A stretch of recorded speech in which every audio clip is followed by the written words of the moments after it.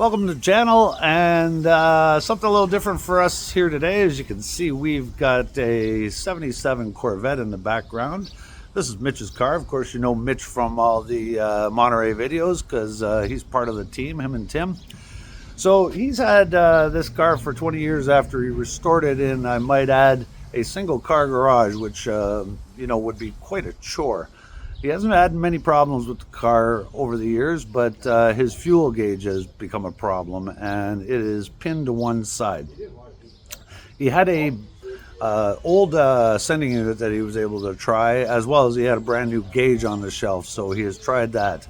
The nice thing for me is they've already got the car apart, and now we just got to diagnose it because he still has the same condition with the new gauge. So I'm just going to give you a walk around because it's a nice little car.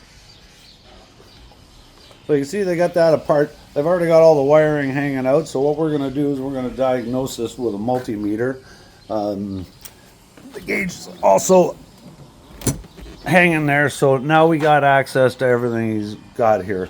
Hopefully by the end of the day we'll have this car not only working, but out in the sun so we can get a little better picture of what the whole overall car looks like for you. And we're going to get on this right now. So this is what we did to check the values on the sending unit because he had the old one and it was still working. We connected the leads from the multimeter, set on 200 in the ohm range. And by working the float up and down, we were able to get the low fuel value as well as the full fuel value, and then use this to reference the sending unit that's in the car. And that's how we were able to determine that the car was just short of a full tank based on those numbers. The high number is a full tank and the low number is an empty tank. So we managed to actually get the gauge working. It took a couple of checks here. So what we did was we checked the continuity from the short plug that goes down to the main harness on the bottom here. We actually, if you can see this, we made a connection. We checked the continuity from the sending unit back on this plug, and we found that to be okay. It was pretty consistent with the readings on the extra sending unit that Mitch has.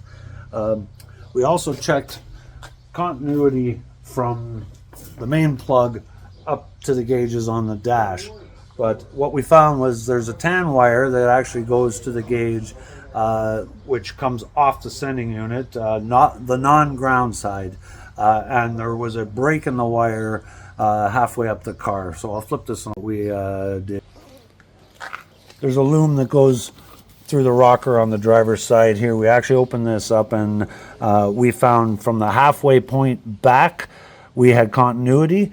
But from the halfway point forward, somewhere behind the dash, there was a broken portion of the tan wire that goes to the back of the gauge there. So we actually created a new wire, we soldered it all in, and now the gauge is working properly. So we're going to get the rest of the car together here, and then we're going to get it outside so you can actually see the car, because it's a nice car. So stay tuned for that.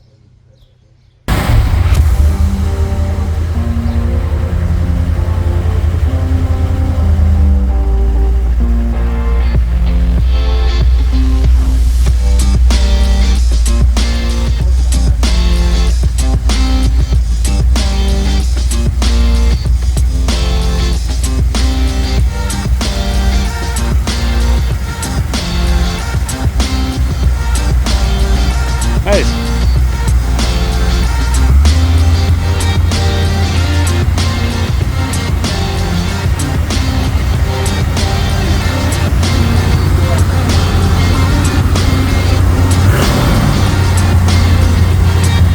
Smile.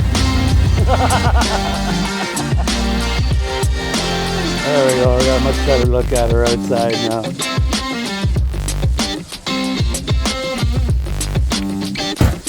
And most important thing,